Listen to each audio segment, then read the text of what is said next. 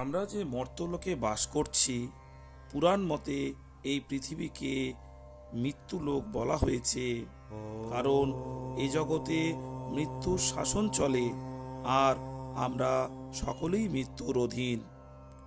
পুরাণে এই মৃত্যুলোকে বসবাসকারী প্রত্যেক জীবকেই প্রজা বলা হয়েছে। ব্রহ্মা সেই সকল প্রজার সৃষ্টিকর্তা, তাই তাকে প্রজাপিতা বলা হয়। আবার তিনি সকল প্রজাগণের অধিপতি, সেই কারণে তাকে প্রজাপতি বলা হয়। আপনারা শুনলেন ব্রহ্মাকে কেন প্রজাপতি ও প্রজাপিতা বলা হয়। শ্রোতাগণ, যদি আপনাদের ভালো লেগে থাকে এই কাহিনীটি, তাহলে এই চ্যানেলটিকে সাবস্ক্রাইব করতে ভুলবেন না। নমস্কার।